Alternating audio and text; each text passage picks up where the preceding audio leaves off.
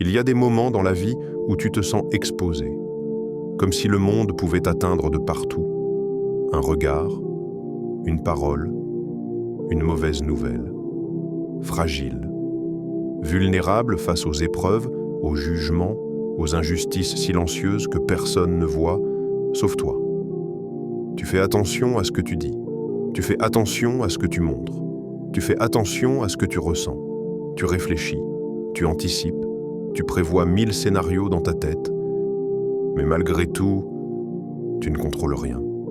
Tu ne contrôles pas les cœurs. Tu ne contrôles pas les événements. Tu ne contrôles pas le timing. Et c'est peut-être ça qui t'épuise le plus. Cette sensation d'être responsable de tout, alors que, profondément, tu sais que tu n'es maître de rien. Et si la vraie protection ne venait pas de ta force, pas de ton intelligence, pas de ta capacité à tout prévoir, mais de ta proximité avec Allah, réfléchis un instant. Quand tu t'appuies uniquement sur toi-même, ton cœur tremble. Quand tu t'appuies sur les gens, tu es déçu. Quand tu t'appuies sur les circonstances, tu es inquiet. Mais quand tu t'appuies sur Allah, quelque chose change. Une sérénité discrète s'installe. Pas parce que les problèmes disparaissent, mais parce que tu sais que tu n'es plus seul face à eux. Aujourd'hui, je vais te partager 10 clés puissantes pour vivre sous la protection d'Allah. Pas une protection imaginaire, pas une protection basée sur des illusions, une protection réelle, spirituelle, profonde. Une protection qui ne signifie pas l'absence d'épreuves, mais la présence d'Allah dans chacune d'elles. Une protection qui apaise ton cœur même quand la tempête ne s'arrête pas. Une protection qui éclaire ton chemin quand tout semble sombre. Parce que la vraie sécurité ne vient pas de ce que tu possèdes. Elle vient de celui qui possède tout. Peut-être que tu traverses une période où tu te sens attaqué. Par le doute, par la peur, par l'incertitude. Peut-être que tu souris devant les gens, mais à l'intérieur, tu luttes. Et si cette vidéo était un rappel pour toi, un rappel que la protection d'Allah n'est pas réservée à une élite. Elle est accessible à celui qui se rapproche. Rester sous la protection d'Allah, ce n'est pas vivre dans une bulle. C'est vivre avec une conviction profonde. Rien ne peut m'atteindre sans sa permission, et rien ne m'est retiré sans sa sagesse. Dans les prochaines minutes, nous allons explorer ensemble ces clés. Des clés simples, mais puissantes. Des clés que tu peux appliquer dès aujourd'hui. Des clés qui transforment la peur en confiance. Et je t'invite à rester jusqu'à la fin. Parce qu'à la fin de cette vidéo, je te partagerai quelque chose de spécial. Une surprise qui pourrait changer ta manière de voir tes épreuves. Si ce rappel parle déjà à ton cœur, abonne-toi maintenant à Le secret du tawakkul. Écris en commentaire un mot qui représente ce que tu recherches aujourd'hui. Paix, protection, confiance ou simplement tawakkul. Partage cette vidéo avec quelqu'un qui a besoin de se sentir protégé, quelqu'un qui lutte en silence. Parfois, un simple rappel peut sauver un cœur du désespoir. Maintenant, respire profondément. Imagine un instant que tu n'as plus besoin de tout porter. Imagine que tu déposes tes inquiétudes. Imagine que tu confies tes batailles invisibles à celui qui ne dort jamais. La protection d'Allah n'est pas un mythe spirituel. C'est une réalité pour celui qui choisit de s'attacher à lui. Et plus tu te rapproches d'Allah, plus tu comprends que la plus grande menace n'était pas autour de toi. Elle était dans ton cœur inquiet. Alors aujourd'hui, on va reconstruire cette sécurité intérieure.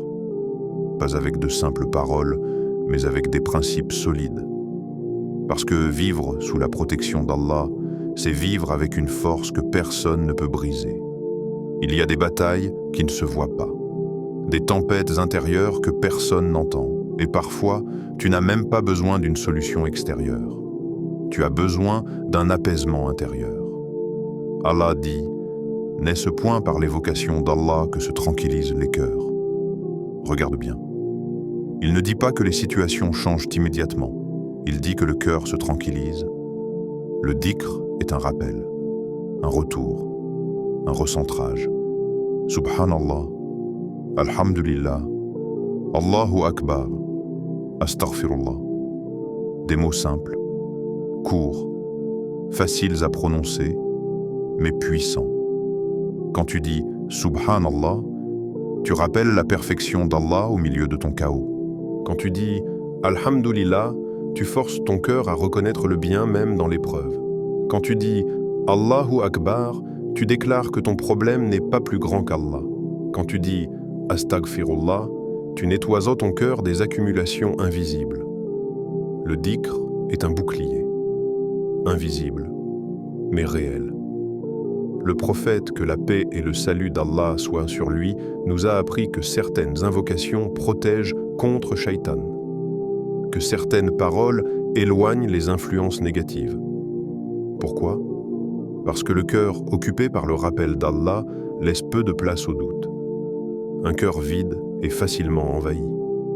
Un cœur rempli d'Allah est fortifié. Le dhikr ne demande pas un moment spécial. Tu peux le faire en marchant, en conduisant, en attendant, avant de dormir, au réveil. Il transforme les instants ordinaires en moments sacrés. Et plus tu pratiques le rappel, plus tu développes une conscience permanente d'Allah. Cette conscience s'appelle la présence. Et cette présence change tout. Tu réagis différemment, tu parles différemment, tu gères tes émotions différemment. Parce que tu te rappelles que tu n'es jamais seul. Un cœur qui se souvient d'Allah est un cœur accompagné, même dans une pièce vide, même dans une épreuve solitaire, même dans une nuit difficile. Le dhikr agit comme une respiration spirituelle. Quand tu stresses, tu respires profondément pour te calmer. Quand ton âme s'agite, tu fais du dhikr pour la stabiliser. Essaie. Répète lentement « Allahu Akbar », ressens-le. Laisse le mot descendre dans ton cœur.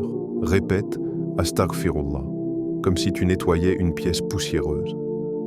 Petit à petit, ton agitation diminue. Ce n'est pas magique, c'est spirituel. Et le spirituel est puissant. Le rappel constant crée une protection constante. Pas forcément contre les événements, mais contre l'effondrement intérieur.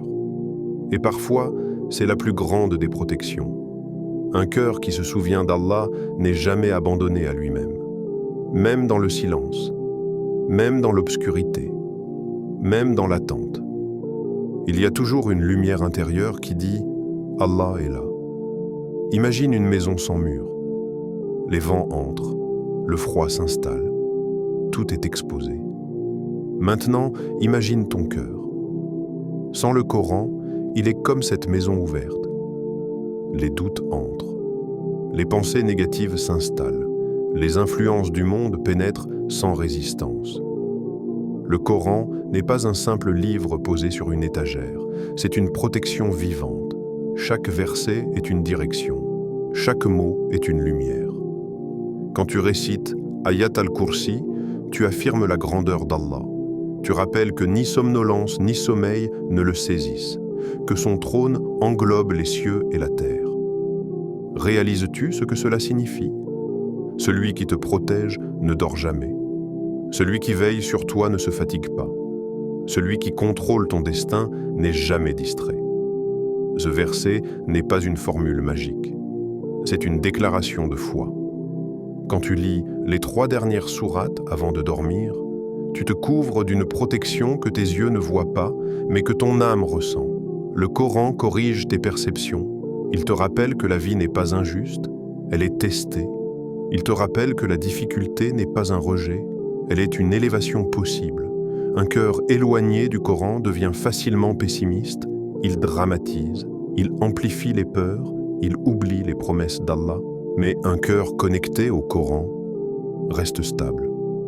Quand tu lis, Allah n'impose à aucune âme une charge supérieure à sa capacité. Tu comprends que ce que tu vis est mesuré, calculé, précisément adapté à ta force.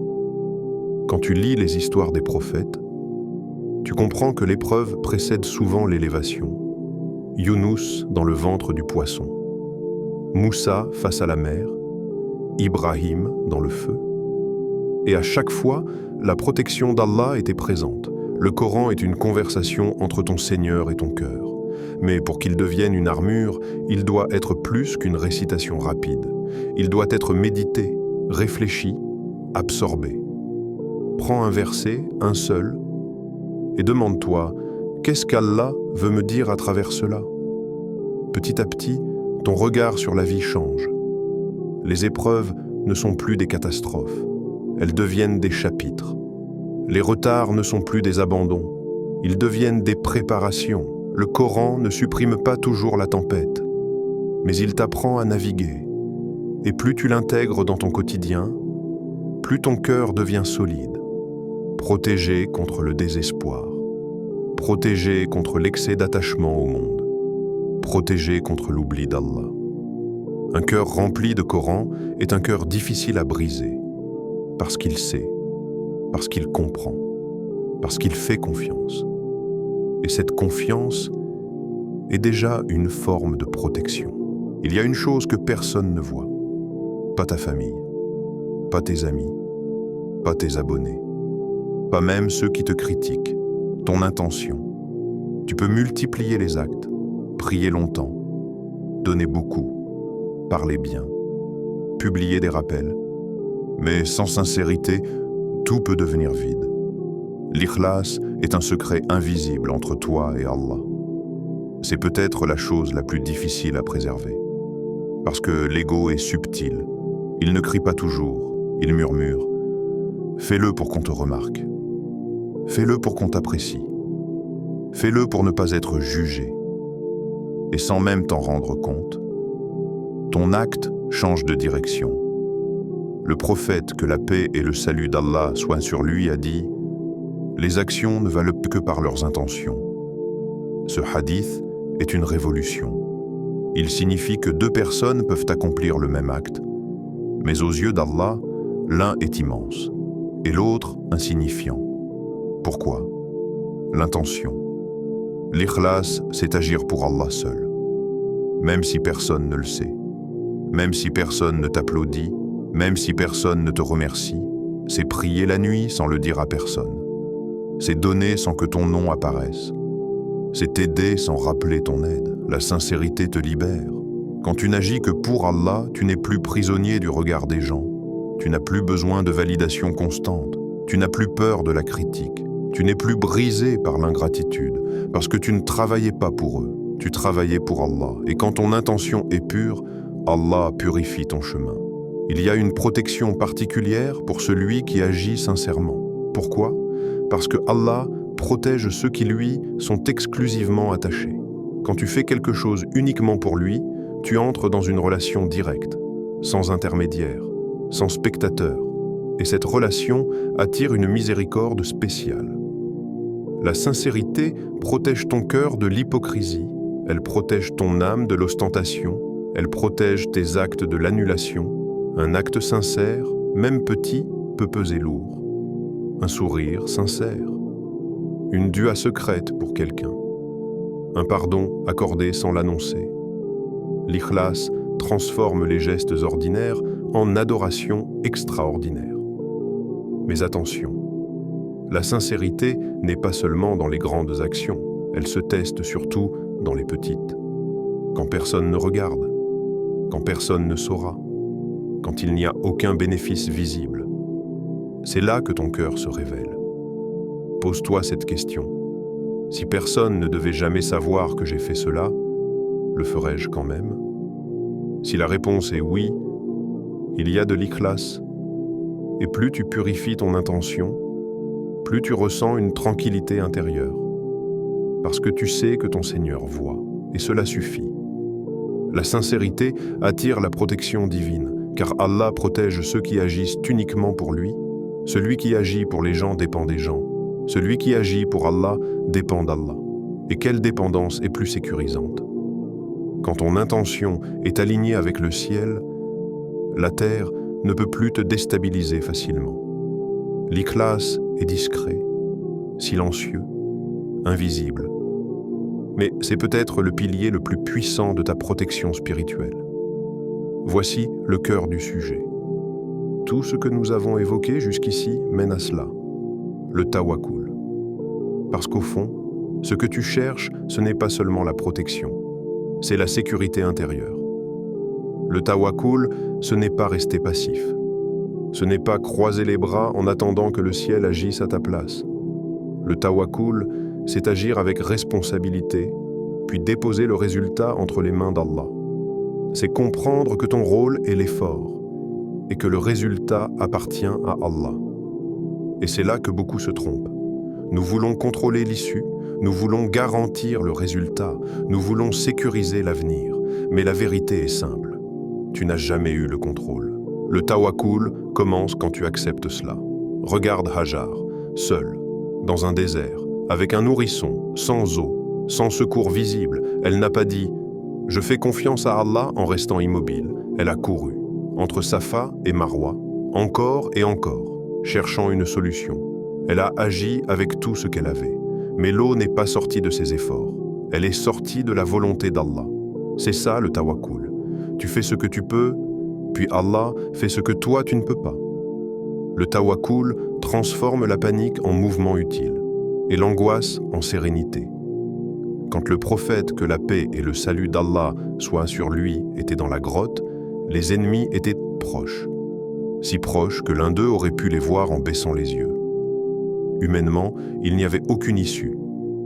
Mais il a dit à Abu Bakr, « Ne sois pas triste, Allah est avec nous. » Regarde cette phrase. Il n'a pas dit « Nous allons trouver une stratégie ». Il n'a pas dit « Espérons qu'il ne nous voit pas ». Il a dit « Allah est avec nous ». C'est une certitude, pas une hypothèse. Le tawakkul, c'est vivre avec cette certitude. Cela ne signifie pas que tu ne ressens pas la peur. Cela signifie que la peur ne te domine plus. Tu passes un entretien, fais ton maximum, prépare-toi, sois professionnel. Puis dis dans ton cœur, « Ya Allah, le résultat est entre tes mains ». Tu traverses une épreuve, cherche des solutions, demande conseil, agis, puis répète, « Ya Allah, je te fais confiance ». Le tawakkul enlève un poids immense, celui de devoir tout contrôler. Et c'est là que commence la protection. Parce que quand tu fais confiance à Allah, tu entres sous sa garde. Il y a une paix particulière pour celui qui pratique le tawakkul. Même si les choses prennent du temps, même si les réponses tardent, même si la situation semble floue, il sait que le plan d'Allah est plus vaste que sa compréhension. Le tawakkul transforme l'attente en adoration, la patience en force, l'incertitude en proximité avec Allah, et plus tu le pratiques, plus tu deviens stable.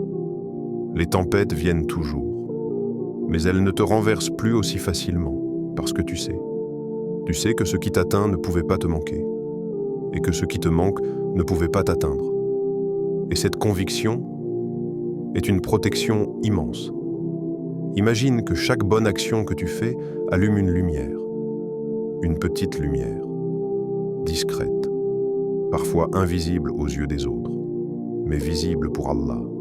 Chaque sourire sincère, chaque parole douce retenue au lieu d'une réponse dure, chaque aumône donnée en secret, chaque aide apportée sans attendre de retour, ce sont des lumières.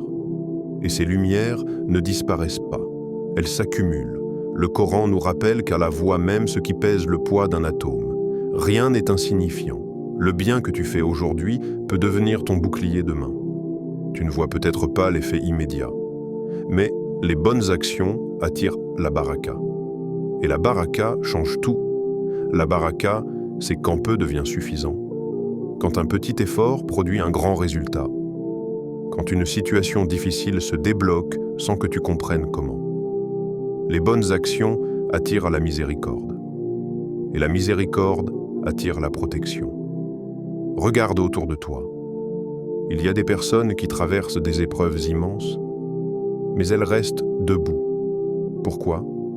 Parce que peut-être quelque part, il y a une aumône oubliée, une dua faite en secret, un acte sincère que seul Allah connaît. Ces actes deviennent des gardiens silencieux, Le prophète, que la paix et le salut d'Allah soient sur lui, nous a enseigné que l'aumône éteint les péchés comme l'eau éteint le feu. Imagine cela.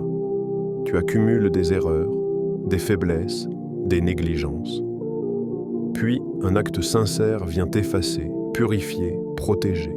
Les bonnes actions purifient ton cœur, et un cœur pur attire la protection d'Allah. Mais attention, le bien n'est pas seulement dans les grandes choses. Ce n'est pas seulement construire une mosquée ou faire un don immense. C'est parfois retenir une médisance. C'est pardonner alors que tu pourrais te venger. C'est soutenir quelqu'un alors que toi-même tu es fatigué. Le bien que tu fais ne revient pas toujours de la même personne, mais il revient sous une autre forme, à un autre moment, dans une autre situation. Tu aides quelqu'un aujourd'hui. Demain, Allah envoie quelqu'un pour t'aider. Tu protèges l'honneur de quelqu'un. Allah protège le tien. Tu soulages une difficulté. Allah soulage la tienne. Les bonnes actions construisent autour de toi une atmosphère invisible, une atmosphère de miséricorde. Et dans cette atmosphère, les épreuves sont plus légères, les portes s'ouvrent plus facilement, les cœurs sont plus doux envers toi. Le bien est un investissement éternel, et parfois, la protection que tu cherches aujourd'hui est le résultat du bien que tu as fait d'hier. Continue à semer, même si personne n'applaudit, même si personne ne remarque, parce qu'Allah remarque. Et quand Allah protège quelqu'un, aucune force sur terre ne peut réellement lui nuire sans sa permission. Tu fais des erreurs, moi aussi, nous tous. Personne ici n'a un passé parfaitement propre. Personne n'a une foi parfaitement stable. Personne n'a un cœur parfaitement pur. Et parfois, ce ne sont pas les épreuves extérieures qui nous inquiètent le plus. Ce sont nos propres fautes, des paroles qu'on regrette, des choix qu'on aurait voulu éviter, des moments où l'on savait, mais on a quand même désobéi. Le poids du péché est lourd, pas seulement parce qu'il est une désobéissance, mais parce qu'il crée une distance subtile entre toi et Allah. Et cette distance, elle enlève la sensation de protection. Tu te sens plus exposé, plus inquiet, plus fragile intérieurement. Mais voici la beauté de l'islam. Le repentir sincère ouvre une porte immense. Pas une petite fenêtre, pas une possibilité incertaine. Une porte grande ouverte. Quand tu dis « Astaghfirullah » avec le cœur, tu ne prononces pas simplement un mot. Tu reconnais, tu t'humilies, tu reviens. Le repentir sincère, ce n'est pas seulement demander pardon. C'est revenir vers Allah avec regret, avec la ferme intention de ne pas persister. C'est dire « Ya Allah, j'ai failli, mais je veux revenir ». Et Allah aime ceux qui reviennent, réalise cela. Le Créateur des cieux et de la terre aime quand tu reviens vers lui. Il ne se lasse pas, il ne ferme pas la porte après un certain nombre d'erreurs. Le prophète, que la paix et le salut d'Allah soient sur lui, nous a enseigné qu'Allah est plus heureux du repentir de son serviteur qu'un homme qui retrouve sa monture perdue dans le désert. Imagine un homme perdu dans le désert. Sa monture s'échappe. Avec toute sa nourriture, son eau, sa survie, il est certain de mourir. Puis soudain, il la retrouve. La joie est indescriptible. Et Allah dit que sa joie est encore plus grande quand tu reviens vers lui. Le repentir sincère est une purification. Il nettoie le cœur. Chaque péché laisse une trace, un voile, une obscurité. Mais chaque repentir enlève une couche. Quand tu dis « Astaghfirullah » avec conscience, tu demandes à Allah de te couvrir, de couvrir tes fautes, de couvrir tes faiblesses, de couvrir ce que tu ne voudrais pas voir exposé. Et la protection commence là. Parce qu'un cœur qui revient vers Allah régulièrement reste connecté. Même s'il tombe, il se relève vite, et celui qui se relève vite reste sous la miséricorde.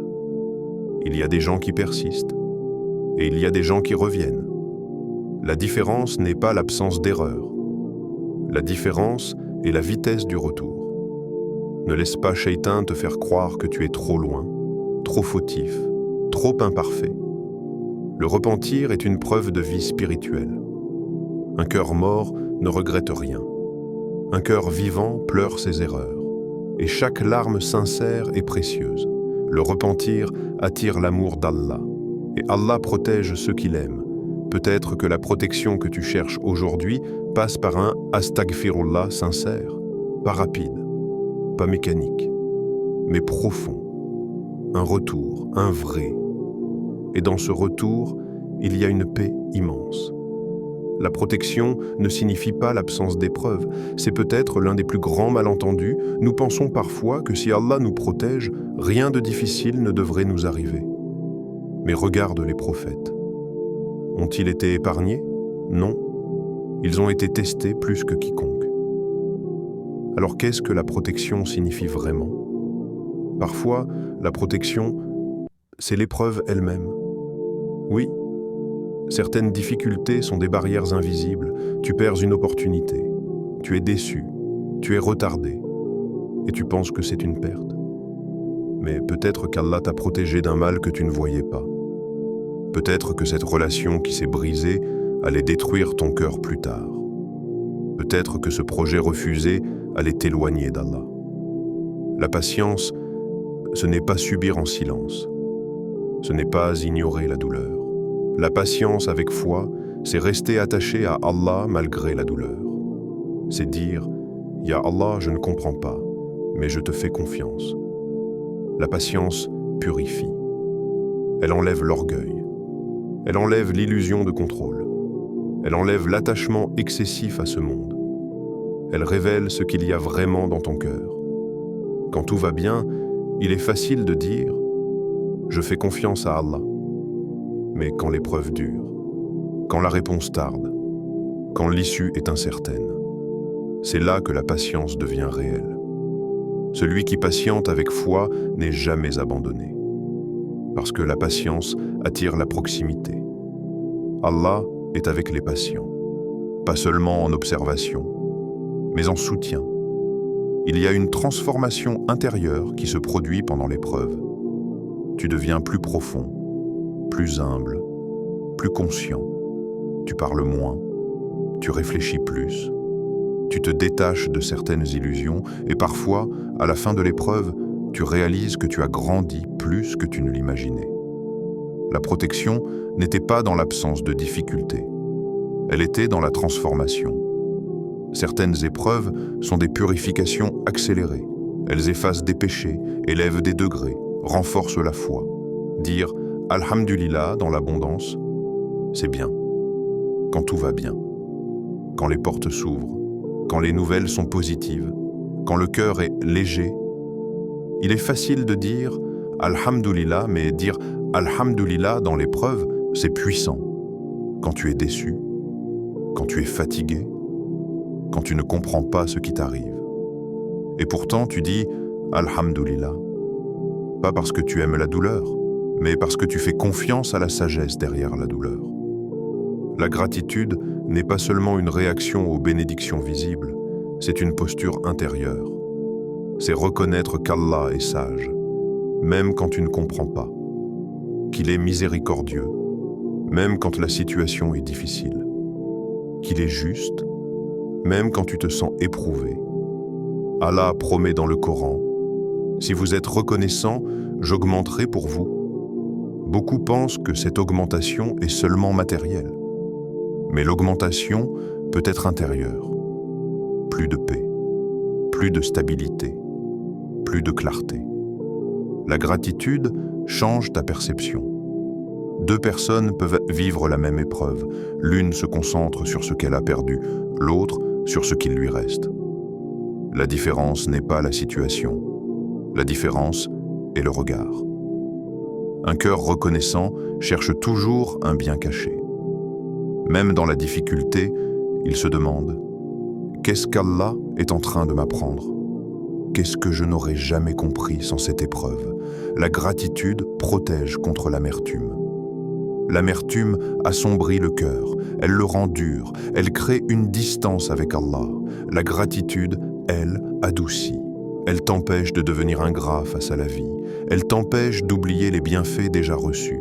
Respire un instant, tu es vivant, tu respires. Ton cœur bat sans que tu y penses.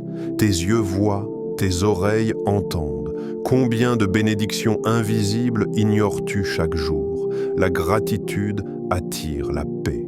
Parce que lorsque tu reconnais ce que tu arrêtes de courir constamment après ce qui te manque. Et cette paix est une protection. Un cœur reconnaissant est difficile à briser. Il ne nie pas la douleur, mais il refuse de nier les bienfaits. Même dans la perte, il trouve une leçon. Même dans l'attente, il trouve une opportunité de se rapprocher d'Allah. Dire « Alhamdulillah » dans l'épreuve, c'est déclarer que ta foi est plus forte que ta frustration. C'est un acte de tawakkul discret, un acte d'élévation. Et plus tu pratiques la gratitude, plus tu remarques la présence d'Allah dans les détails. Les petites facilités, les petites protections, les petits signes. Un cœur reconnaissant vit sous une protection subtile et constante.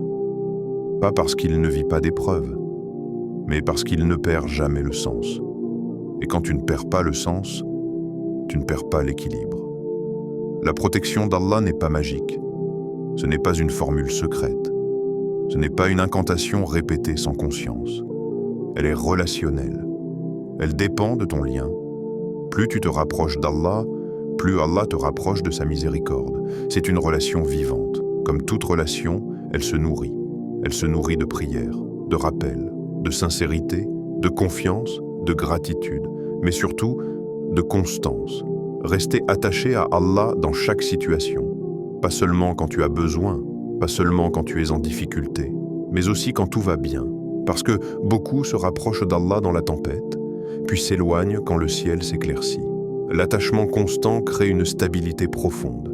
Quand une difficulté surgit, tu ne cherches pas Allah pour la première fois. Tu le connais déjà. Tu as déjà développé cette intimité. Allah dit « Souvenez-vous de moi, je me souviendrai de vous ». Prends un moment pour réfléchir à cela. Quand Allah se souvient de toi, que peut-il vraiment t'arriver sans sagesse? Quand Allah se souvient de toi, qui peut te nuire sans sa permission? Quand Allah se souvient de toi, qui peut te retirer ce qu'il a décidé de te donner? L'attachement à Allah change ta posture dans la vie. Tu ne marches plus avec arrogance, tu marches avec conscience. Tu ne parles plus sans réfléchir, tu te rappelles que tu es observé. Tu ne vis plus dans l'oubli, tu vis dans la présence. Et cette présence devient une protection permanente. Même quand tu tombes, tu reviens vite. Même quand tu doutes, tu te rappelles. Même quand tu es seul, tu te sens accompagné. Rester attaché à Allah, c'est transformer chaque moment en opportunité de connexion. Un problème devient une dua. Une réussite devient une gratitude. Une erreur devient un repentir. Une attente devient un tawakkul. Ta vie entière devient une relation continue. Et dans cette relation, il y a une sécurité immense. Pas une sécurité basée sur les circonstances, mais une sécurité basée sur la proximité. Plus tu te rapproches d'Allah, plus ton cœur devient fort. Plus ton cœur devient fort, moins le monde peut te déséquilibrer. La vraie protection n'est pas seulement extérieure. C'est un cœur attaché à son Seigneur. Un cœur qui se rappelle. Un cœur qui fait confiance. Un cœur qui revient. Et quand Allah se souvient de toi, la vraie protection n'est pas seulement d'être épargné des difficultés. Ce n'est pas vivre une vie sans épreuve. Ce n'est pas voir tous tes problèmes disparaître. Ce n'est pas obtenir tout ce que tu veux quand tu le veux. La vraie protection, c'est quelque chose de plus profond. C'est avoir un cœur ferme dans la tempête. Un cœur qui ne s'effondre pas au premier choc. Un cœur qui ne doute pas d'Allah au premier retard. C'est avoir la paix au milieu du chaos, quand tout bouge autour de toi, mais que quelque chose en toi reste stable. Quand les gens parlent, mais que ton cœur reste silencieux et confiant. Quand les portes semblent se fermer, mais que tu continues à croire qu'Allah prépare mieux. La vraie protection, c'est cette certitude intime que tout est entre les mains d'Allah.